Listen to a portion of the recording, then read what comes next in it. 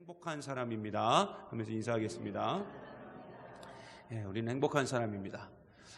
제가 머릿속에 계속 광고를 하겠다 해놓고 깜빡했어요. 여기다 기재를 안 해놔가지고 우리 새가족팀 예배 후에 새가족실에서 모이니까요, 꼭 새가족팀원들 빠짐없이 참석해 주시면 감사하겠습니다. 여러분, 성경에 보면은 교회를 다니지 않는 사람들조차도 다 알고 있는 아주 유명한 이야기들이 있죠. 예를 들어서 다윗과 골리앗에 관한 이야기, 또 솔로몬의 재판에 관계된 그런 이야기, 삼손 이야기, 이런 이야기들처럼 굉장한 유명한 이야기들이 있는데, 오늘 우리가 함께 본 바벨탑 사건 역시 굉장히 유명한 이야기 중에 하나입니다. 특별히 왜 이 세상의 언어가 민족마다 나라마다 달라지게 되었는가를 쉽게 알 수 있는 사건이 바로 바벨탑 사건입니다. 여러분, 오늘 말씀 1절에 보면 이렇게 증거하고 있습니다. 우리 1절 말씀 한번 같이 보겠습니다. 같이 봅니다. 시작. 온 땅의 언어가 하나요, 말이 하나였더라. 여러분, 이 말이 참 재밌죠? 온 땅의 언어가 하나고 말이 하나였다. 여러분, 우리가 잘 알고 있다시피 이 세상은 원래 하나의 언어, 하나의 말로 이루어져 있었습니다. 그런데 오늘 말씀 1절을 가만히 보면은 온 땅의 언어가 하나요 라고만 해석을 해도 충분한데, 그렇죠? 근데 굳이 여기다가 언어가 하나요, 말이 하나였더라, 이런 말을 하고 있어요. 그러니까 언어하고 말을 지금 구분하고 있다는 것입니다.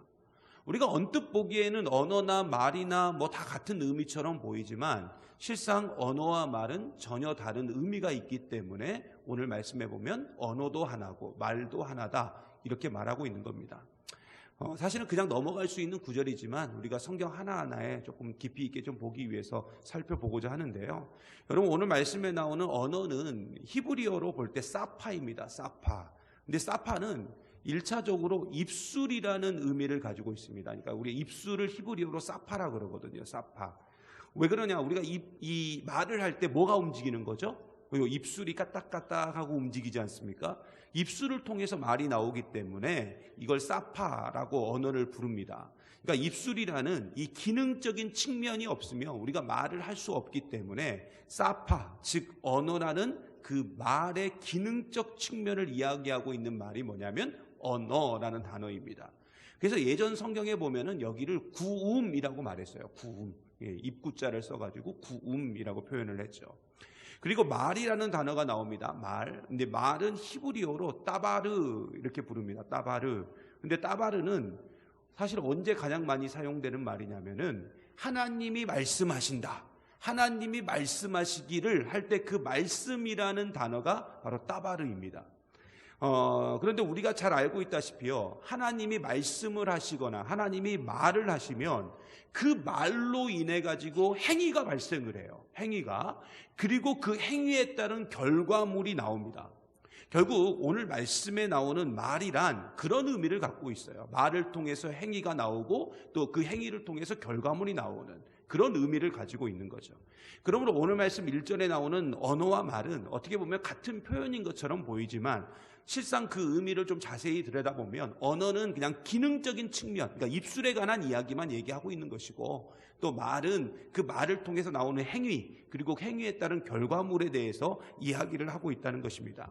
하지만 우리가 일반적으로 생각했을 때 언어와 말은 다 같은 의미를 사용하고 있기 때문에 굳이 우리가 이 부분을 구분할 필요는 없겠지만, 그래도 왜 이렇게 언어, 말 이것을 이렇게 쓰고 있는지 정도는 우리가 좀 알고 넘어가야 되기 때문에 제가 이제 이 부분을 이야기하는 겁니다. 이렇듯 이 세상은 언어와 말이 하나였습니다. 하나였어요. 이게 어떤 언어가 처음부터 시작됐는지는 잘 모르겠지만 아무튼 하나였어요. 즉 인류는 하나님으로부터 엄청난 은혜와 복을 받은 겁니다. 왜 그러냐면은 이 세상의 언어가 하나였다니까요. 이건 엄청난 복이죠. 여러분 한번 생각해 보세요. 지금 전 세계가 하나의 언어만 사용하고 있다. 하나의 언어만 사용하고 있다면 사실 어느 나라를 가든 어떤 곳에 있든 그 한 가지 언어만 사용한다면 얼마나 편하고 얼마나 유익하겠습니까? 여러분, 예를 들어 선교 같은 경우도 그래요. 선교도 얼마나 쉬울까요? 여러분, 사실 많은 선교사님들이 선교지의 언어를 완벽하게 구사하기 위해서는 최소 5년 이상의 시간이 걸린다고 합니다. 완벽하게 구사하려면. 그렇다면 그동안 그 언어가 제대로 되지 않기 때문에 뭐가 안 되는 거예요? 선교가 제대로 이루어지지 않게 되는 거죠. 그런데 만약 그럴 필요가 없다면, 그런 과정이 필요가 없다면 이 선교의 속도가 굉장히 빨라지고 우리들도 얼마든지 선교지에 가서 복음을 전할 수 있게 될 수 있습니다. 그런데 오늘 말씀에 증거하고 있듯이 이렇게 하나였던 언어가 결국에는 혼잡하게 돼버립니다. 여러분 오늘 말씀 2절과 3절 한번 다 같이 보겠습니다. 2절과 3절입니다. 같이 봅니다. 시작. 이에 그들이 동방으로 옮기다가 시날 평지를 만나 거기 거류하며 서로 말하되 자 벽돌을 만들어 견고히 굽자 하고 이에 벽돌로 돌을 대신하며 역청으로 진흙을 대신하고. 여러분 여기서 역청이라고 나오잖아요. 이 역청은 그 천연 아스팔트를 얘기합니다. 천연 아스팔트 그걸 끓여가지고 녹여서 이제 그 본드처럼 쓰는 것을 역청이라고 하는데요. 자 보시면 오늘 말씀해 보면 홍수 심판 이후에 인류는 지금 동방으로 옮겨갔습니다. 동방으로 옮겨갔어요. 이렇게 표현하고 있어요. 성경은요. 동방으로 옮겨갔다. 근데 여기서 이 동방이 히브리어로 뭐라고 말하냐면 케뎀이라고 말해요. 케뎀. 여러분 케뎀은 동쪽이라는 의미를 갖고 있긴 하지만 이게 단순한 동쪽이 아닙니다. 여기서 말하는 동쪽은 뭐냐면 에덴의 동쪽이에요. 그러니까 더 정확히 말하면 케뎀이 말하고 있는 지역은 어디냐면 에덴 동산이에요. 에덴 동산. 그런데 여기서 보면은 이렇게 표현하고 있죠. 동방으로 옮기다가 이렇게 나오지 않습니까? 우리는 이 말을 이렇게 생각할 수가 있어요. 흔히 많은 분들이 동방으로 옮겼다 이렇게 생각하니까 아 동쪽으로 갔구나 이렇게 생각할 수 있는데 그런 의미가 아니고 여기에 이 옮기다가라는 이 말은 무슨 말이냐면은 동쪽에서 멀어졌다는 거예요. 이해 가시죠? 동쪽에서 멀어졌다는 겁니다. 그러니까 에덴 동산으로부터 멀어진 것이 바로 동방으로 옮기다가라는 뜻이에요. 근데 에덴 동산은 결국은 하나님의 동산을 상징하죠. 그러면 이게 무슨 말이에요? 인류가 점점 누구로부터 멀어져 갔다는 거예요. 그죠? 하나님으로부터 점점점 멀어져 갔다는 겁니다. 이게 지금 동방으로 옮기다가예요. 그리고 그들이 결국 어디까지 이르게 된 거예요? 오늘 말씀해 보니까 시날 평지에 거주하게 되었는데 여기서 결국 사람들이 하나님을 배신하는 행위를 저지르게 됩니다. 그게 뭐냐면 두 가지 사건으로 나오는데 하나는 뭐냐면은 성을 쌓은 것이고 하나는 탑을 쌓은 것입니다. 그렇다면 여러분 생각해 보세요. 성을 쌓고 탑을 쌓은 것이 뭐 어떻게 하나님을 배신하는 행위이고 하나님과 멀어진 증거라고 우리가 볼 수 있을까요? 성경에 나옵니다. 자, 4절 말씀 한번 보겠습니다. 4절 말씀 같이 보겠습니다. 시작. 또 말하되 자 성읍과 탑을 건설하여 그 탑 꼭대기를 하늘에 닿게 하여 우리의 이름을 내고 온 지면에 흩어짐을 면하자 하였더니. 자 여기서 보면은 성을 쌓고 탑을 쌓은 두 가지 이유가 나오죠. 첫 번째는 뭡니까? 자신들의 이름을 내기 위해서. 두 번째는 뭐죠? 그렇죠. 흩어짐을 면하기 위해서 탑을 쌓았어요. 자, 이것을 우리가 종합해 보면은 인류는 흩어짐을 면하고자 탑 꼭대기에다가 자신들의 이름을 내놓은 거예요. 쓴 거죠. 거기다가 어떻게 쓴 거예요? 뭐 새겼든지 썼든지 거기다 해놓은 거죠. 그런데 여러분 여기서 그들이 이름을 냈다 이렇게 나오는데 이름을 냈다라는 것은 무슨 의미냐면은 이름을 자랑한 게 아니에요. 내 이름을 자랑한 게 아니고 나를 자랑하기 위해서 한 것이 아니고 오직 자신들의 안전 그리고 후손들의 보존을 위해서 흩어짐을 면하고자 이름을 내었고 이름을 내기 위해서 성읍을 만들었고 높은 탑을 세운 것입니다. 그러니까 이름을 낸 이유의 결정적인 이유는 뭐냐면 흩어짐을 면하기 위해서.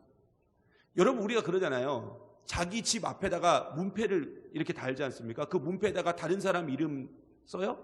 아니죠. 내 이름을 적어놓는 거하고 똑같은 거예요.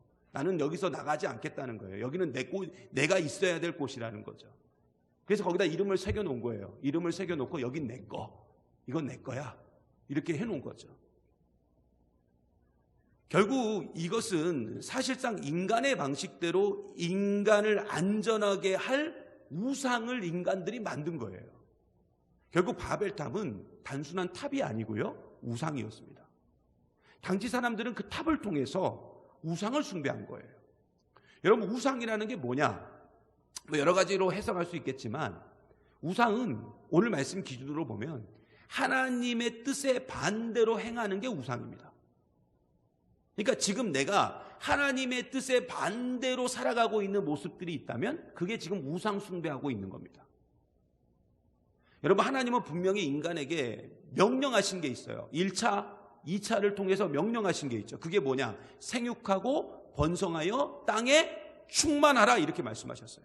창세기 1장에도 말씀하셨고 창세기 9장에도 말씀해 주셨습니다. 세상을 창조하시면서 처음 말씀해 주셨고, 홍수 심판 이후에 이 세상에 남게 된 노아와 그의 가족들에게도 하신 말씀이 뭐냐면 생육하고 번성하여 땅에 충만하라, 이렇게 말씀하셨다고요. 그런데 생육하고 번성하여 땅에 충만해야 될 사람들이 지금 어떤 행위를 했냐면 흩어짐을 면하고자 성을 쌓고 탑을 쌓은 겁니다. 그러니까 하나님이 말씀하신 뜻에 전혀 반대되는 행위를 하고 있었던 거예요. 여러분, 3절에 보면은 옮기다 이런 말이 나오거든요. 옮기다? 그러잖아요. 동방으로 옮겨갔다 뭐 이렇게 나오지 않습니까? 근데 이 옮기다라는 말이 히브리어로 보면은 나사예요. 나사. 근데 나사는 무슨 뜻이 있냐면은 빼내다 또는 뽑아내다, 이런 뜻을 가지고 있습니다. 빼내다, 뽑아내다. 더 정확히 말하면은 뭘 빼내고 뭘 뽑아내냐면 말뚝이요. 말뚝을 뽑아내는 것을 나사라고 부릅니다. 이게 무슨 말뚝일까요? 결국엔 천막의 말뚝입니다. 천막의 말뚝. 그러니까 바벨탑 당시에, 그때 당시 주거 형태가 뭐였냐면은 지금과 같이 이렇게 벽돌 건물이 아니라 다 천막이었어요. 텐트였다고요. 텐트. 언제든지 이동할 수 있는, 그래서 생육하고 번성하여 땅에 충만할 수 있는 그런 구조적인 주거 형태를 가지고 있었습니다. 그런데 그런 그들이 갑자기 이주를 멈춘 거예요. 가다가 멈춰버렸다고요. 그리고 정착을 하기 시작했습니다. 생육하고 번성하여 땅에 충만하라는 그 하나님의 명령을 어긴 거예요. 여러분, 땅에 충만하라, 이 말은 무슨 말이냐면 흩어지라는 겁니다. 멀리 흩어지라는 거예요. 그래서 여러분, 오늘 말씀 마지막에 보면은 그 셈의 족보가 나오는데, 그 셈의 족보에서 보세요. 그 누굽니까? 아브라함의 아버지가 데라 아닙니까? 데라가 지금 계속 이동하잖아요. 계속 이동하고 있잖아요. 그러니까 선택받은 민족들은 이렇게 살았어야 된다고요. 이게 뭐냐면 하나님으로부터 부름받은 민족, 하나님으로부터 부름받은 민족뿐만 아니라 그 당시에는 모든 사람들이 흩어지면서 살았어야 돼요. 근데 그렇게 하지 않았다고요. 즉 하나님께서 생육하고 번성하여 땅에 충만하라고 말씀하시는 그 이유는 뭐냐면 흩어지라는 거고, 이걸 더 정확히 말하면 하나님께서 선교적 명령을 내리신 겁니다. 흩어져서 하나님 나라를 온 세계에 세우고 하나님의 귀한 복음을 전하고 나타내는 것이 뭐냐면 바로 생육하고 번성하여 땅에 충만해지는 것이었습니다. 그런데 그 인간들이 어떻게 했어요? 그 흩어짐을 면하고 자신들의 종족과 후손을 보존하기 위해서 성을 만들고 탑을 만들면서 하나님의 명령에, 그 선교적인 명령에 불순종하고 말았습니다. 그래서 하나님은 인간들의 이러한 모습을 확인하시기 위해서 성과 탑을 건설하는 곳으로, 오늘 표현대로 하면은 내려오셨어요. 여기서 내려오다라는 그 말은 진짜 하나님이 내려오신 게 아니라 그만큼 하나님께서 자세히 인간의 행위를 살펴보았다는 것입니다. 이단들은 또 이 부분을 잘못 해석해가지고 진짜 내려왔다. 그래서 예수님의 1차 강림이다, 뭐 이렇게 이야기하는 사람들도 있는데 그건 거짓말이고요. 이건 그냥 은유적인 표현이에요. 은유적인 표현인데 자세히 살펴보고 계셨다는 거죠. 그래서 5절과 6절 한번 보겠습니다. 우리 5절과 6절 같이 봅니다. 시작. 여호와께서 사람들이 건설하는 그 성읍과 탑을 보려고 내려오셨더라. 여호와께서 이르시되 이 무리가 한 족속이요 언어도 하나이므로 이같이 시작하였으니 이후로는 그 하고자 하는 일을 막을 수 없으리로다. 여러분, 인간의 모습을 자세히 살펴보신 하나님이 내리신 결론이 있었어요. 그게 뭐냐면 인간들이 행하는 그 반역의 역사를 절대로 제어할 수 없겠구나라는 결론을 내리십니다. 그리고 이들이 한 언어를 사용함으로 인해서 다 같이 한 통속이 되어가지고 죄를 짓는 것을 보시고, 오늘 말씀 7절에 보시면 엄청난 계획을 하나님께서 세우시고 그 계획대로 실행하시는 장면이 나와요. 자, 우리 7절 한번 보겠습니다. 우리 7절 같이 볼게요. 시작. 자, 우리가 내려가서 거기서 그들의 언어를 혼잡하게 하여 그들이 서로 알아듣지 못하게 하자 하시고. 여러분, 그동안 인간들은 수없이 많은 방법으로 하나님께 재앙을 받았습니다. 그만큼 인간은요, 하나님 앞에서 불순종했다는 거예요. 그러니까 다양한 방법의 그 하나님의 재앙과 심판을 받았는데, 그런데 이렇게 많은 하나님의 재앙과 심판 중에서 가장 큰 재앙을 하나 골라보라고 한다면은 바로 오늘 말씀에 나온 이 재앙이에요. 서로 알아듣지 못하는 것. 이것을 우리가 흔히 불통이라 그러죠. 불통, 또는 뭐 소통의 부재 이렇게 부르지 않습니까? 그런데 오늘 말씀에 보면은 이 불통이 시작된 것입니다. 아무리 말을 해도 서로 알아들을 수가 없는 거예요. 아무리 말을 해도 서로 이해할 수 없는 상황이 발생하게 된 겁니다. 말을 하기는 하는데 도대체 이 사람이 뭔 말을 하는지 알 수도 없고, 그냥 자기가 이해하는 대로, 그리고 자기가 느끼는 대로 받아들이는 일들이 일어나게 된 것입니다. 그런데요, 여러분, 지금 우리가 살아가고 있는 시대가 그래요. 지금 살아가고 있는 시대를 불통의 시대라고 말하지 않습니까? 이것은 결국 지금 우리가 하나님께 재앙을 받았다는 것입니다. 하나님 앞에 재앙을 받았다는 건 뭡니까? 그만큼 이 시대가 하나님 앞에 엄청난 범죄를 저질렀다는 증거입니다. 그로 인해 가지고 생긴 게 뭐예요? 세대 간의 불통이 이루어지고, 남녀 간의 불통이 이루어지고, 사상 간의 불통이 이루어지고, 지역 간의 불통이 이루어지고, 계층 간의 불통이 이루어지고, 교회와 세상 간의 불통이 이루어지고, 심지어 하나님과 인간 간의 불통까지 이어지게 되었습니다. 그런데 이렇게 말이 통하지 않으면 어떤 일이 벌어지느냐? 여러분, 오늘 말씀 8절과 9절 한번 보겠습니다. 8절과 9절입니다. 같이 봅니다. 시작. 여호와께서 거기서 그들을 온 지면에 흩으셨으므로 그들이 그 도시를 건설하기를 그쳤더라. 그러므로 그 이름을 바벨이라 하니 이는 여호와께서 거기서 온 땅의 언어를 혼잡하게 하셨음이니라. 여호와께서 거기서 그들을 온 지면에 흩으셨더라. 아멘. 여러분, 8절과 9절에 공통되게 나오는 말이 있어요. 단어가 있어요. 그게 뭐냐? 흩으셨다입니다. 그러니까 하나님으로부터 심판을 받은 인류가 결국에는 다 어떻게 됐다는 거예요? 흩어졌다는 거예요. 그런데 제가 조금 전에도 말씀드렸듯이 인류가 흩어지는 것은 누구 뜻이에요? 그렇죠? 하나님의 뜻이었어요. 그리고 하나님의 명령이었고 창조의 질서였습니다. 그러므로 하나님은 재앙을 통해서 결국 하나님의 뜻을 이루신 거예요. 흩어지지 않으니까 하나님이 직접 흩으심을 통해서 하나님의 뜻을 스스로 이루신 것입니다. 그런데 이 명령은 단순히 과거의 명령이 아니에요. 이 명령은 지금 이 시대를 살아가고 있는 우리, 즉 교회와 그 교회를 이루고 있는 우리 성도들을 향한 하나님의 명령이기도 합니다. 여러분, 우리는 항상요, 내가 누구인지를 좀 잘 알고 있어야 돼요.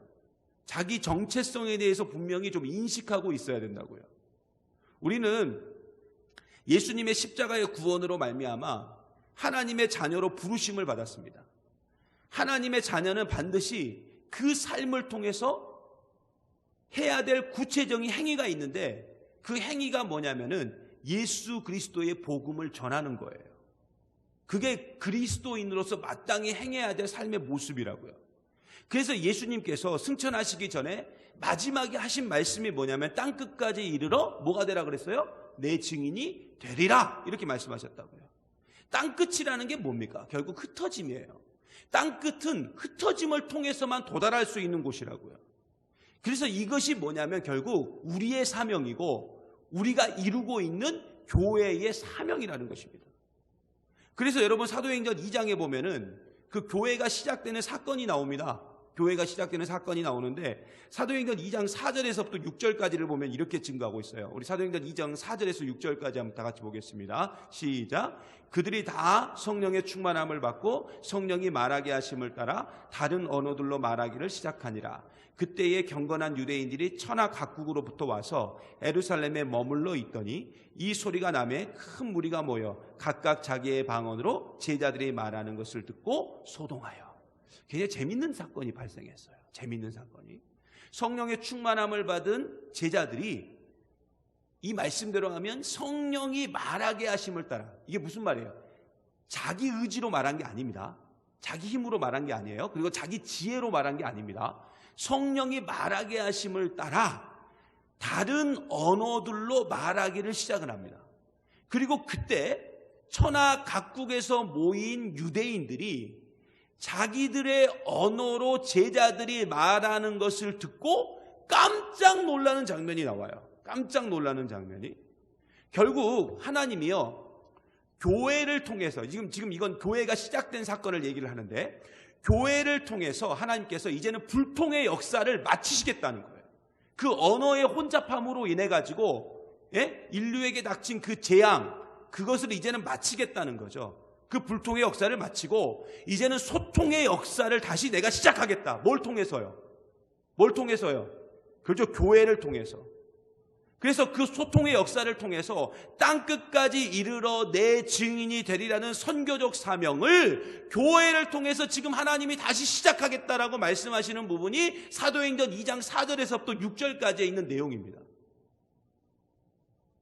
그러니까 방언 기도가 어떻게 시작되었는지를 우리가 그 이유를 좀 알고 가야 돼요.